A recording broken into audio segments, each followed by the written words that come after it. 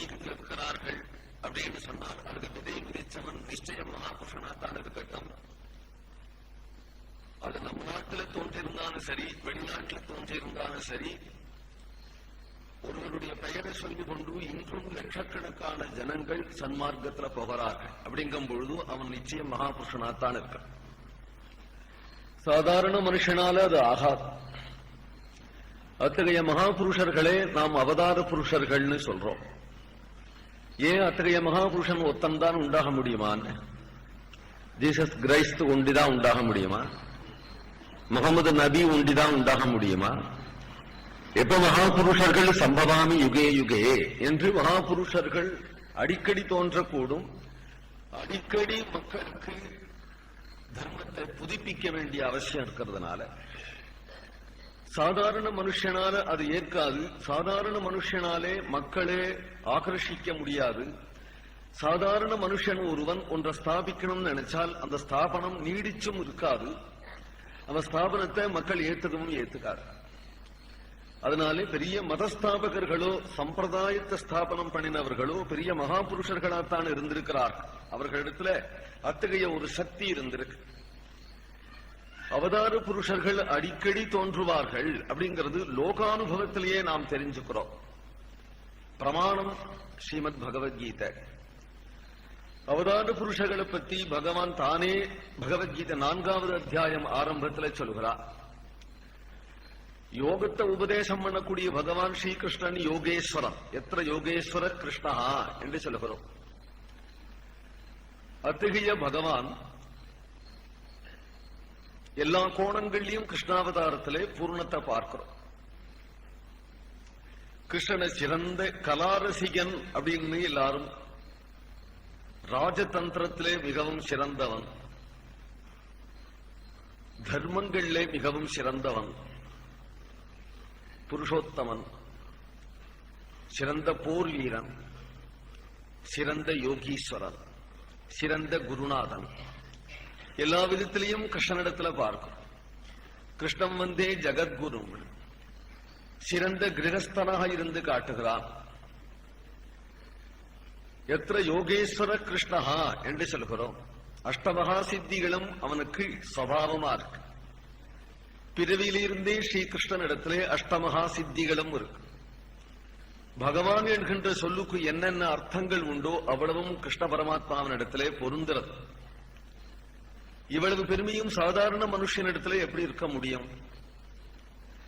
அத்தகைய மகா மகிமைகள் கிருஷ்ணாவதாரத்தில் நாம் பார்த்ததுனாலே அவனை பகவான் என்று சொல்கிறோம். அவனுடைய கீதையே பகவத்கீதைன்னு சொல்றோம். பகவான் பரித்ராணாய சாதூனாம் விநாசாய துஷ்கிருதாம் தர்ம சம்ஸ்தாபனார்த்தாய சம்பவாமி யுகே யுகே கே யதா யதா ஹி தர்மஸ்ய க்ளானிர்பவதி பாரத அபியுத்தானமதர்மஸ்ய ததாத்மானம் சிருஜாம்யகம். தான் அவதாரம் பண்ணுவதற்கு ஹேது, அவதாரம் பண்ணி செய்கிற காரியம், அவதார புருஷனிடத்தில் ஈடுபடுவதற்கு உள்ள பலன் மூணையும் இந்த இடத்துல சொல்லுகிறார். அவதாரம் பண்ணுவதற்கு ஹேதுவை சொல்லிவிட்டான். பரித்ராணாய சாதுனாம் விநாசாக துஷ்கிருதாம். எப்பொழுது தர்மம் உலகத்துல கொலைகிறதோ அப்பொழுது தர்மத்தை நிலைநாட்டுவதற்காக அவதரிக்கிறேன். இந்த அவதாரத்துல கிருதயுகத்துலதான் உண்டு, திரேதாயுகத்துலதான் உண்டு, துவாபர யுகத்துலதான் உண்டு, மற்ற 3 யுகத்துலதான் உண்டு, கலியில கிடையாது என்று சொல்ல வேண்டிய அவசியம் கிடையாது. தர்மத்தை நிலைநாட்டுவது அவதாரத்தினுடைய முக்கிய லட்சியமாகில் எப்போ தர்மம் மிகவும் குலைந்து கொடுத்தோ அப்பொழுதுதானே அவதாரம் செய்யணும். தர்மம் இருக்கிற சமயத்தில் அவதரிக்க வேண்டிய அவசியம் இல்லை. கிருதத்ரேதா துவாபர யுகங்களை காட்டிலும் கலியில்தான் தர்மம் மிகவும் குலைந்து விடுறது. கலியில மிகவும் தர்மம் குலைஞ்சிருக்கும் பொழுது கலியில நான் அவதாரம் பண்ண மாட்டேன், கலியில அவதார புருஷர்கள் கிடையாது அப்படின்னு சொன்னோமானால் தர்மம் இருக்கிற காலத்திலே தர்மத்தை ஸ்தாபிக்க வேண்டிய அவசியம் இல்லையே. தர்மம் எப்பொழுது குலைஞ்சொடுத்தோ, எப்பொழுது தர்மம் நஷ்டமாகிறதோ, எப்பொழுது தர்மம் உலகத்துல தேவையோ அப்பொழுதுதானே தர்மத்தை ஸ்தாபிக்க வேண்டிய அவசியம் அப்படின்னு வரும் பொழுது கலியில்தான் முக்கியமாக அவதார புருஷர்கள் தேவை. மற்ற யுகங்களை காட்டு கலியில்தான் அவதார புருஷர்கள் தேவை. அதனால பகவான் இங்க 3 யுகத்தில்தான் அவதரிப்பேன் அப்படின்னு மட்டும் சொல்லாதபடி சம்பமாமி யுகே யுகே, ஒவ்வொரு யுகத்திலையும் அவதரிப்பேன் அப்படின்னு சொல்றார். அதுல ஒவ்வொரு யுகமுங்கும் பொழுது கலி தவிர ஒவ்வொரு யுகம்னு சொல்ல வேண்டிய அவசியம் இல்லை. 4வது யுகமான கலியும் சொல்லி யுகே யுகே என்பதற்கு பதே பதே அப்படிங்கிற அர்த்தமும் உண்டு, அடிக்கடி அவதரிப்பேன் அப்படிங்கிற அர்த்தமும் உண்டு. ஒரு 100 ஆண்டு ஆயிடுத்து தர்மத்தை நிலைநாட்டி நாளடைவிலே தர்மம் மறையிற சமயம் மறுபடியும் ஒரு மகாபுருஷன் வர வேண்டியிருக்கு, தர்மத்தை நிலைநாட்ட வேண்டியிருக்கு. ஒரு 100 ஆண்டு ஆனதும் மறுபடியும் மங்கிறது, மறுபடியும் ஒரு மகாபுருஷன் வர வேண்டியிருக்கு. இந்த ரீதியிலே மகாபுருஷர்கள் பரம்பரையாக வரார்கள். அதுதான் யுகே யுகே. அடிக்கடி மகாபுருஷர்கள் தோன்றி கொண்டிருக்கிறதுனாலதான் தர்மம் உலகத்துல நிலை பெற்றிருக்கு. தர்மம் சாஸ்வதமானது. தர்மத்தை உண்டாக்க வேண்டிய அவசியம் இல்லை, அழியக்கூடியதும் இல்லை. ஆனால் அப்பொழுது தர்மம் தளர்ச்சி அடைய. லோகம் காலத்தை உத்தேசித்து தேசத்தை உத்தேசித்து தர்மத்தை அனுஷ்டிக்கக்கூடிய வியக்திகளுடைய தன்மையிலே தர்மமானது அஸ்ரத்தையினாலே குறையும். அத்தகைய அஸ்ரத்தைக்கு காரணம் மக்களுடைய ஒரு தாமச குணம். மகாபுருஷர்கள் அவதரிக்கும் பொழுது அவர்கள் பிரதி கிராமம் சென்று பிரச்சாரம் பண்ண வேண்டிய அவசியம் இல்லை. அந்த மகான் தோன்றிவிட்டாலேயே அவருடைய சத்துவகுணம் எங்கும் பிரகாசமாகும். அத்தகைய சத்துவகுணத்தினாலேயே லோகத்திலே தர்மத்தில நாட்டம் ஏற்படுறது. சுவாமி விவேகானந்தாவால உலகத்துல பிரச்சாரம் அதிகமாச்சு, ராமகிருஷ்ணனாலே பிரச்சாரம் இல்லை. ஒவ்வொரு ஊருக்கும் ராமகிருஷ்ணர் புறப்பட்டு வரல. தட்சிண தேசத்துக்கு சாரதாமணி தேவியார் கூட வந்திருக்கிறாள். ஆனால் ராமகிருஷ்ணனுடைய சரணம் படும்படியான பாக்கியம் தட்சிண தேசம் பண்ணல. ஆனால் பிருந்தாவனம், காசி, கயை முதலிய கஷேத்திரங்களுக்கு மட்டிலும் ராமகிருஷ்ணர் போய் வந்தார். எந்த விதமான லௌகிக விவகாரங்களும் இல்லாதபடியே ராமகிருஷ்ணர் இருந்துட்டு போயிட்டார். அப்ப லோகத்துக்கு அவர் என்ன செஞ்சு விட்டார் அப்படிங்கிற ஒரு கேள்வி எழும்பும். ஆனால் அவர் பண்ணின தியானமே இன்னி வரினும் லோகத்திலே தர்மம் இருக்கு. பிரச்சாரத்தை காட்டிலும் அனுபூதி உடைய மகான் ஒருவர் இருந்துட்டாரானால் அத்தகைய மகானுடைய ஒரு அனுபூதி பல பிரச்சாரகர்களை உலகத்துல தோற்றுவிக்கும். அவர்களாலே தர்மம் லோகத்துல நிலைநாட்டப்படுறது. தகுந்த சந்தர்ப்பத்திலே ஸ்ரீராமகிருஷ்ணர் என்கின்ற அவதார புருஷர் தோன்றினார். ஒவ்வொரு அவதாரங்களுக்கு ஏத்த ஒரு சமயம். ஏன் அவதார புருஷர் ஒருத்தர் தோன்றும்படியாக நேர்ந்தது அப்படிங்கிற ஒரு கேள்வி வரும். ராவணன் இல்லை, ஹிரண்யகசிப்பு இல்லை. ராவண ஹிரண்யகசிப்பு இருந்தாத்தான் அவதார புருஷர் தோன்றணுங்கிறது இல்லை. ஏன் அவதார புருஷர்கள் தோன்றினார்கள் அப்படிங்கிற ஒரு ஹேது, அப்பொழுது இருந்த ஒரு பரிஸ்திதி, சூழ்நிலை. அந்த சூழ்நிலையை பார்க்கும் பொழுது அவதார புருஷன் அவசியம் வர வேண்டியிருக்கு. அப்பொழுது இருந்த நம்முடைய நாட்டு பாரத தேசத்தினுடைய சூழ்நிலை எங்கு பார்த்தாலும் பிரிட்டிஷ் ராஜ்யமே நடந்தது. விதேசிகள் நம்ம நாட்டை சுவாதீனப்படுத்திக் கொண்டிருந்தார்கள். நம்ம நாட்டில பரம்பரையாக வந்த சமஸ்கிருத வித்யிலையும் சாஸ்திரங்கள்லையும் இதிகாச புராணங்கள்லையும் மக்களுக்கு அஸ்ரத்த உண்டாயிடுது. விதேசிகளுடைய பாஷையிலேயே ஆங்கிலத்திலேயே எல்லா நூல்களும் கற்பிக்கப்பட்டது. எல்லாம் நம்முடைய பாஷையிலேயே இருந்தது. இப்ப என்னன்னு நாம் படிக்கிறோம்? லா படிக்கிறோம், இன்ஜினியரிங் படிக்கிறோம். எது படிக்கிறோமோ அதெல்லாம் ஆரம்பத்திலேயே மெடிக்கலோ எல்லாம் சமஸ்கிருத பாஷையிலேயே இருந்தது. அவைகள் எல்லாம் பிற்காலத்தில் ஆங்கில பாஷைகளை ஆக்கப்பட்டு கடைசியில சமஸ்கிருதமா அனுப்பப்பட்டுள்ளது.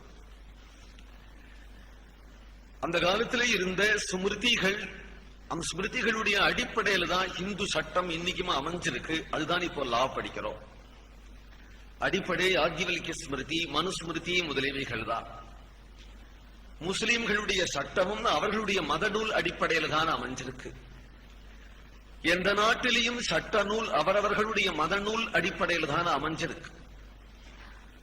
முதல் மக்கள் சுதந்திரமாக அலைஞ்சிருக்கிற காலத்திலே மக்களே மக்களாக மனிதர்களாக மனித பண்புகளோடு வாழும்படியாக செய்ய வேண்டிய அவசியம் வந்த பொழுது ஆங்காங்கு மதஸ்தாபகர்களே மக்களை ஆகர்ஷித்தார்கள். மக்கள் பண்போடு இருக்க வேண்டியதே மதஸ்தாபுகளே தான், மதங்களே தான் மக்களை சரியான வழியில போகும். அதை மீறி நடக்கும் பொழுதுதான் ஆட்சி தேவைப்பட்டது. அந்த ஆட்சி அறிவனுடைய அடிப்படையில் தான் ஆட்சி இருக்கணும். எப்பொழுதும் ஆற்றல் அறிவு இது ரெண்டும் சேர்ந்து மனுஷ சமூகத்தை ஆளும். அறிவு ஆற்றல், அறிவு ஞானிகளிடத்தில் இருக்கும், ஆற்றல் அரசாட்சியை நடத்தக்கூடியவர்களிடத்தில் இருக்கும். இத்தகைய ஒரு திறமை ஒரு பெரிய லாபம் அமைக்கணுமானால் அது எந்த அடிப்படையில் அமைக்க வேண்டிய அவசியம் இருந்தது அப்படிங்கும் பொழுது மதஸ்தாபகர்களான மகாபுருஷர்களே ஆங்காங்கு மக்களுக்கு வழி காண்பிச்சார்கள். அந்த வழியில மக்களை அழைத்து கொண்டு போவதற்காகத்தான் லா உபயோகப்பட்டது. அந்த லாவை லோகத்துல ஸ்தாபிக்கிறதுக்கு அதை நடைமுறையில கொண்டு வரதுக்காக தான் அரசியல் ஏற்பட்டது. அப்படிங்கறதுனால மதத்துக்கு என்ன உபயோகம்ங்கிறது இப்ப எல்லா மக்களுக்கும் புரிஞ்சிடும். மதம் உபயோகமற்ற ஒரு கொள்கை அப்படின்னு நினைக்கிறார்கள். இப்போ மக்களுடைய பண்பை வளர்க்கிறதே தான் மதத்தினுடைய அடிப்படை. மதஸ்தாபகர்கள் யாருமே பொய் சொன்னால் சொர்க்கம் கிடைக்கும், மோட்சம் கிடைக்கும் அப்படின்னோ, யாரும் திருடினால் உங்களுக்கு நல்ல வழி கிடைக்கும் அப்படின்னோ, யாரும் கொலை பண்ணினால் மதுபானம் பண்ணினால் உனக்கு நல்ல கதி கிடைக்கும் அப்படின்னும் எந்த மத ஸ்தாபகர்களும் எந்த மத நூலும் நமக்கு அந்த துர்மார்க்கத்தை காட்டல. துர்மார்க்கம்ங்கிறது சகஜம். துர்மார்க்கத்தில் போகக்கூடிய மக்களை திருத்தி ஸ்தாபிக்கிறதுக்காக தானே மதங்கள் ஏற்பட்டது. அதுபோல நம்முடைய ஸ்மிருதிகள் சன்மார்க்கங்களைத்தான் சொல்கிறது. அதே போல நம்முடைய சிற்ப சாஸ்திரங்கள் எல்லாம், அதே போல நம்முடைய வைத்திய சாஸ்திரங்கள் எல்லாம் அது சமஸ்கிருத பாஷையிலேயே கற்பிக்கப்பட்டிருந்தது. பிற்காலத்திலே ஆங்கிலேயர்களுடைய அரசாட்சி வரும் பொழுது அதெல்லாம் மாற்றி அவர்களுடைய பாஷையிலேயே நமக்கு பாடம் கற்பிக்க வரும் பொழுது பெரும்பாலான மக்கள் அரசியல் துறை உள்பட எந்த துறையில எடுத்தாலும் ஆங்கிலமே தலை விரிச்சுண்ட ஆடினதுனாலே பழைய கல்விகளுக்கோ பிரதேச பாஷைகளுக்கோ பிராதானியம் இல்லாமல் போன பொழுது எல்லாரும் அதை படிக்க வேண்டிய அவசியம் வந்தது. அது பிறகு நம்முடைய மொழியோ நம்முடைய மொழிகளிலே அமைஞ்சிருக்கக்கூடிய நூல்களோ இவைகளை கற்பிக்கின்றவர்களோ இவைகள் குறைஞ்சுடவே பெரும்பாலும் அவர்கள் நமக்கு ஒன்றும் தெரியாது அப்படிங்கிறதையே நமக்கு நாம் ஏற்றுக்கிறாப்புல பண்ணிவிட்டார்கள். இந்தியர்கள் வெறும் மூடர், இவர்களுக்கு ஒன்றும் தெரியாது அப்படிங்கிறத நாம் ஏற்றுக்கிறாப்புல பண்ணிவிட்டார்கள். சில அனுமானங்கள் பண்ணி அவர்கள் ஒரு ஹிஸ்டரியும் எழுதி நம்ம கையில கொடுத்து விட்டார்கள்.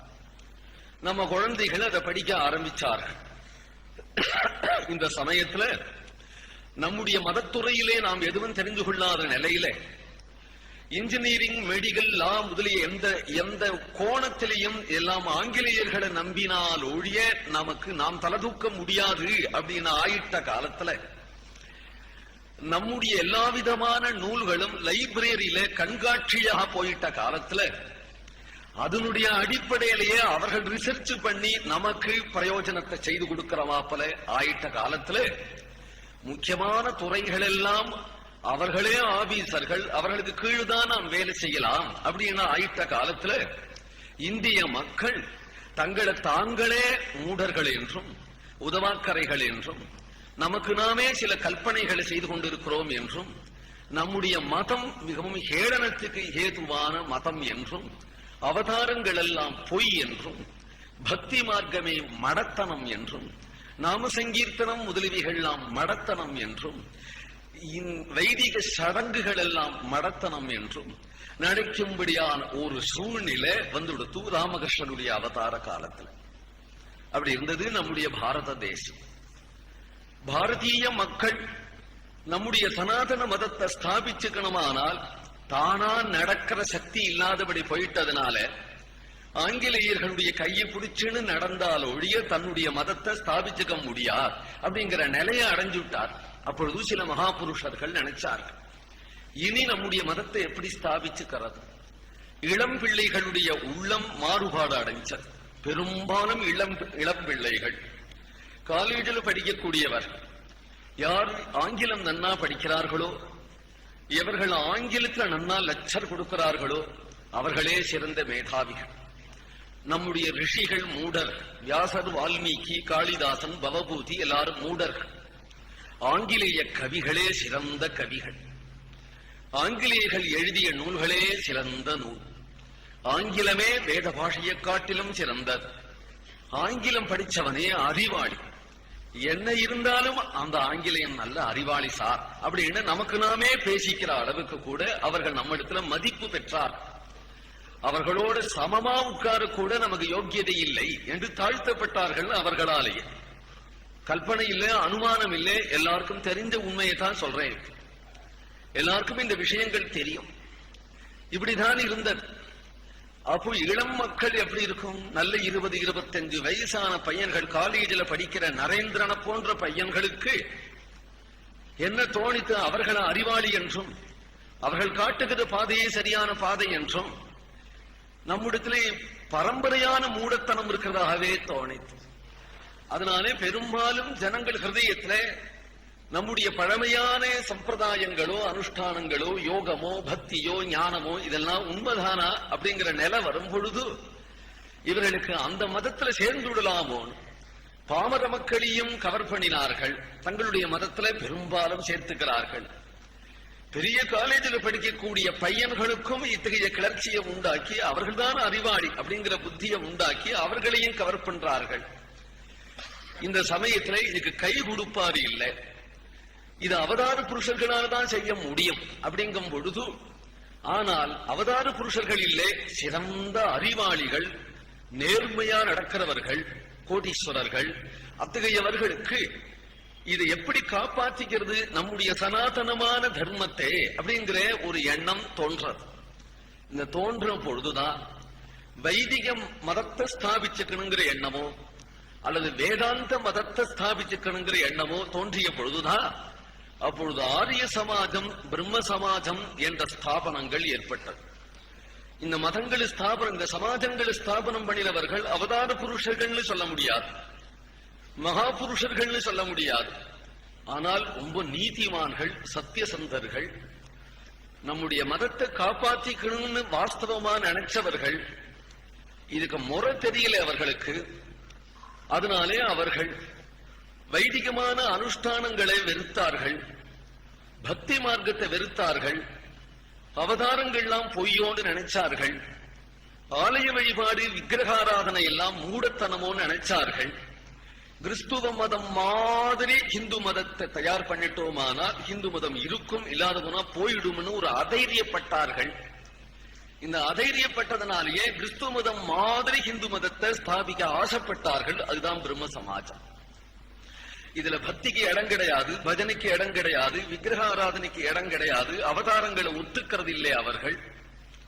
ஆனா சிறந்த அறிவாளிகள், உயர்ந்த நிலையில லெக்சர் செய்வார்கள். எந்த ஹிந்து மக்கள், ஹிந்து பையன்கள் எல்லாம் அவர்களுடைய பிரச்சாரத்தினாலே கிளர்ச்சி அடைஞ்சிருக்கிற நிலையில நம்ம ஹிந்து வேதாந்தங்களை எடுத்துக்கொண்டு வரட்டு வேதாந்தத்தையே பிரச்சாரம் பண்ணக்கூடிய பிரம்ம சமாஜிகளை பார்க்கும் பொழுது நம்முடைய ஹிந்து பையன்களுக்கு அதுல ஒரு ஆகர்ஷணம் இருந்தது. அதனால பெரும்பாலும் நரேந்திரன் முதலிய பையன்கள் பிரம்ம சமாஜத்துல சேர்ந்து உண்மையாகவே தொண்டாற்றி கொண்டும் ஹிந்து மதத்தை, ஹிந்து மக்களை காப்பாற்றாப்புல ஒரு ஸ்தாபனமா இருந்ததுனாலே அதுல ஈடுபட்டிருந்தார்கள். ஆரிய சமாஜம் அப்படிங்கிறது வேதத்தை ரட்சிச்சுக்கணும் அப்படிங்கிற எண்ணத்தோடு கூட கர்ம மார்க்க வைதிக மார்க்கத்தை அவலம்பிச்சு பல்வேறு வேற்றுமைப்பாடுகள் இருந்ததுனால்தானே வைதிக மதத்துல எல்லாருக்கும் வெறுப்பு உண்டாச்சு. அத்தகைய வேற்றுமைப்பாடுகள் எல்லாத்தையும் விலக்கி எல்லாருக்கும் பொதுவாக வேதம் உண்டு, எல்லாருக்கும் பொதுவான அனுஷ்டானம் உண்டு என்கின்ற முறையிலேயாவது வேதத்தை காப்பாற்றிக்கலாமே என்கின்ற நிலையில சில பரம்பரையாக வந்த மூடத்தனங்கள் நம்மிடத்திலையும் இருந்திருக்கு. உடன்கட்டை ஏறுவது முதலியவைகள், இத்தகைய தேவையில்லாத மூடத்தனங்களை எல்லாத்தையும் கண்டிச்சு அதனாலேயே மதிப்பு பெற்று இந்த ஆரிய சமாஜமும் பிரம்ம சமாஜமும் மக்களிடத்திலே ஏற்றுக்கொள்ளப்பட்டும் ஏற்றுக்கொள்ளப்படாமலுமாக உலாவின்றிருந்தது. ஒரே குடும்பத்துல ஒருவனுக்கு இவைகள் பிடிக்கும், ஒருவனுக்கு பரம்பரா தர்மமே பிடிக்கும். இந்த நிலையிலே முக்கியமாக பங்காளில இவைகள் இத்தகைய ஒரு பரிஸ்திதி இருந்தது. இத்தகைய ஒரு பரிஸ்திதியில ஒரு மகாபுருஷன் தோன்றினால் ஒழிய இத்தகைய ஒரு பெரிய காரியத்தை ஸ்தாபிக்க முடியாது.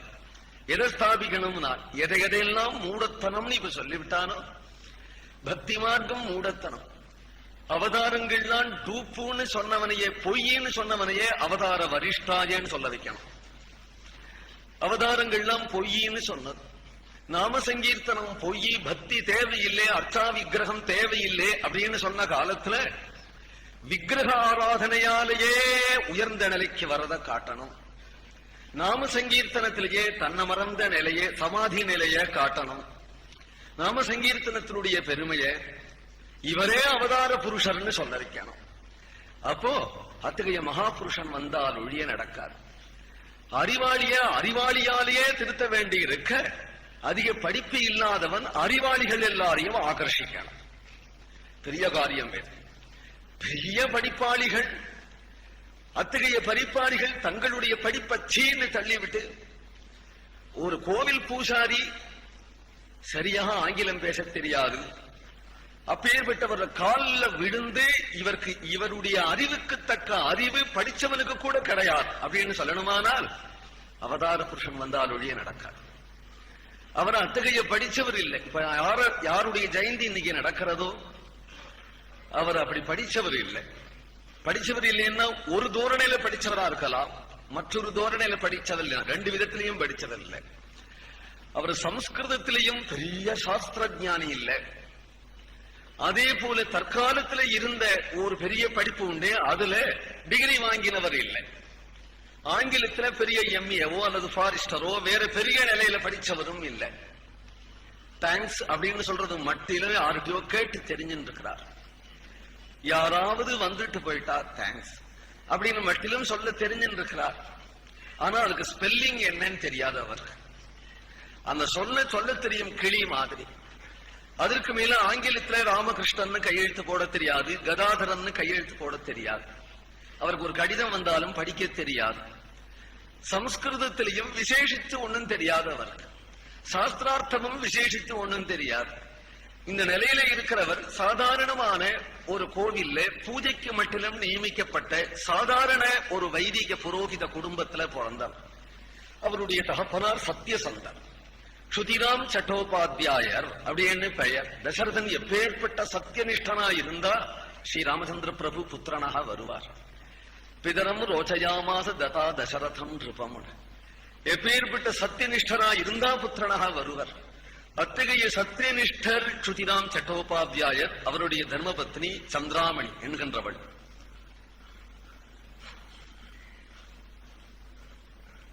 அந்த க்ஷிதிராம் சட்டோபாத்தியாயர் ஒரு கோர்ட்ல பொய் சாட்சி சொன்னா உனக்கு நிலம் தரேன்னு சொல்றார். யாரிடத்துல அவர் உத்தியோகம் பார்க்கிறாரோ அங்க இவர் பொய் சாட்சி சொல்ல அவர் சித்தம் ஏற்கல.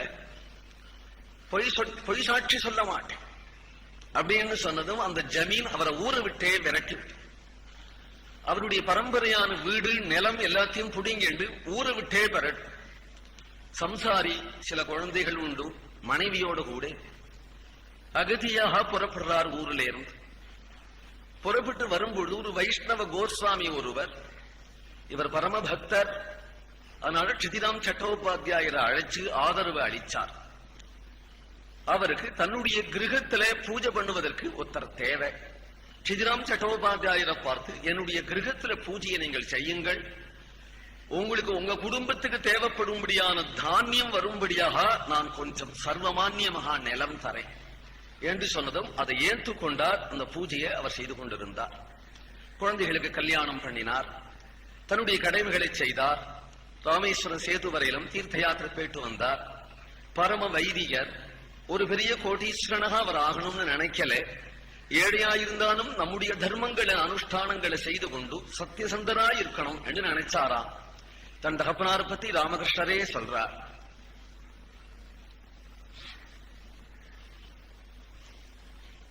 அவர் அனுஷ்டானம் செய்யும் பொழுது கைகளை குவித்துக் கொண்டு காயத்ரி தியானம் பண்ணி கொண்டு காயத்ரி அனுஷ்டானம் பண்ணும் போது பார்த்தா அவருடைய மார்பு செவந்திருக்கும். தியானத்தினால முகம் அப்படியே ஜொலிக்கும். அவர் எப்படி அனுஷ்டானம் பண்றார் அப்படிங்கிறது அப்படி தெரிஞ்சது என்று சொல்லுகிறார் ராமகிருஷ்ணர். ஒரு சந்தர்ப்பம் அவர் வெளியூருக்கு போகிறார். இப்படி போகும் பொழுதே ஒரு மரத்தடியில படுத்துக் கொண்டு வெயிலுக்கு நிழலுக்கு தங்குறார். அவருடைய கனவுலே ஸ்ரீ ராமர் தரிசனம் கொடுக்கிறார். சிறந்த ராமபக்தர் அவர். இங்கு நான் இருக்கிறேன், என்னை கொண்டு ஆராதனம் பண்ணு என்று சொல்றார். பட்டுன்னு எழுந்து கொண்டு ராமர் இருக்கிறதாக சொன்ன இடத்தை தோண்டி இப்படி பார்க்கிறார். ஒரு ராம சால கிராமம் கிடைச்சது. நம்ம சால கிராமத்தை மரத்தடியிலே மண்ணிலிருந்து மூடி கடந்து அது கிடைச்சது. அதை கொண்டு வந்து பூஜையில வைத்துக் கொண்டார். பிறகுதான் ராமகிருஷ்ணர் அவதரிக்க போறார். அதுல இருந்து அவருக்கு தெய்வீகமான அனுபவங்களும் பாக்கியங்களும் கிடைக்கிறது. ராமபிரான ஆராதித்துக் கொண்டு வரார். ஒரு சந்தர்ப்பம் கயா கஷேத்திரத்துக்கு வரார். கயில பகவான ஆராதிச்சென்றிருக்கிறார். கயில கதாதரனை ஆராதிச்சு விட்டு விஷ்ணு பாதத்துல பிண்ட பிரதானம் முதலியவைகள்லாம் செய்துவிட்டு கோவில் வாசல்ல விசிராந்தி எடுத்துக் கொண்டிருக்கும் போதே க்ஷிதிராம் சட்டோபாத்தியாயருடைய சப்பனத்திலே கதாதரன் தரிசனம் கொடுத்து தான் குழந்தையாக வரப்போறதாக சொல்றார். ஊருல சில பெண்மணிகளோடு கூட அந்த ஊர்ல ஒரு சிவாலயத்துக்கு போகிறார் சந்திராமணி அம்மையார். தரிசனம் பண்ணிட்டே இருக்கும் பொழுது லிங்கத்தினிடத்துல இருந்து ஒரு ஜோதி அவள் மேல பாயிராப்புல அவளுக்கு ஒரு காட்சி ஏற்பட்டது. தன் தோழிகிட்ட சொன்னதும் இதெல்லாம் வெளியில சொல்லாதே, இதுக்கெல்லாம் சுவானுபவம்னு பெயர் என்று அந்த அம்மாள் சொல்லிவிட்டு, இது என்னவா இருக்குமோ அப்படிங்கிற ஒரு பயம் அந்த அம்மாளுக்கு இருந்தது. கயா யாத்திரை போய் திரும்பி வந்த க்ஷிதிராம் சட்டோபாத்தியாயர் நடந்த விஷயத்தை சந்திராமணி சொன்னதும் சந்தோஷப்பட்டார். ஏதோ ஒரு மகாபுருஷன் பிறக்க போறான் அப்படின்னு தெரியறது. கர்ப்பம் உண்டான நாளா சில அருமையான தெய்வீக காட்சிகள் அவளுக்கு தெரிஞ்சு கொண்டே இருந்தது.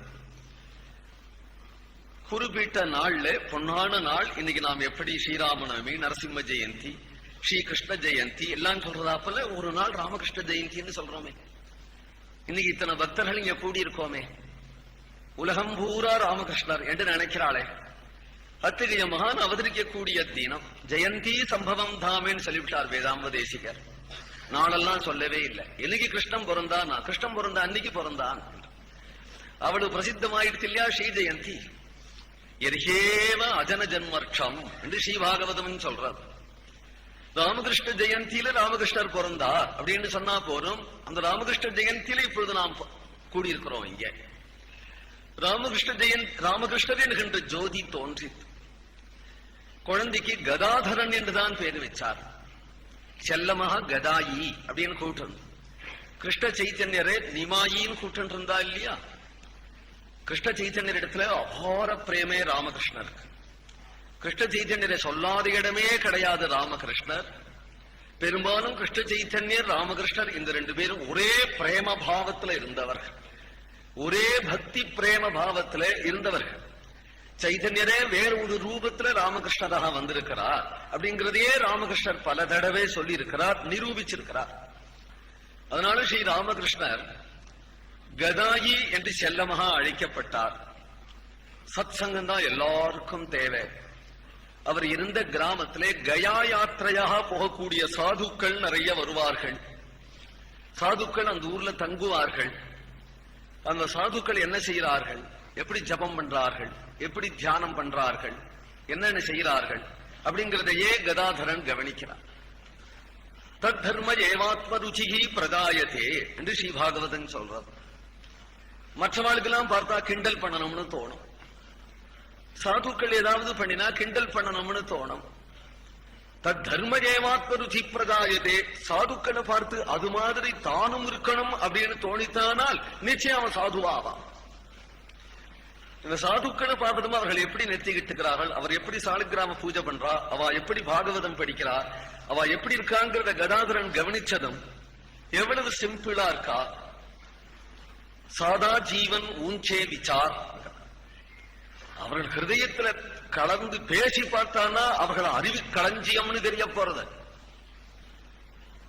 அவர் இருக்கிற நிலையை பார்த்தா ஒரு அழுக்கு துணியை கட்டி கொண்டு சாதாரணமா தானே இருக்கிறார்கள். சாது ஜீவனத்திலே கதாதரனுக்கு இஷ்டம் உண்டாச்சு. கபடம் கிடையாது. எதுவும் சத்தியமாக நம்பணும், யதார்த்தமா இருக்கணும் அப்படிங்கிறது கதாதரனுடைய சபாவம். கபடமானதுகளாம் அவருக்கு பிடிக்காது. ஊர்ல எல்லாருக்கும் பாலகிருஷ்ணன் எப்படி கோகுலத்துல எல்லாருக்கும் பிரியப்பட்டிருந்தானோ அதுபோல கதாதரன் எல்லாருக்கும் ஒரு பிரியம். அவ்வளவு பேருடைய உள்ளத்தையும் ஆகர்ஷிச்சது இந்த குழந்தை. ஒரு பெரியவர் வயசானவர் ஒரு நாள் கதாதரனை கட்டி கொண்டு கண்ணீர் விட்டு முத்தம் கொடுத்து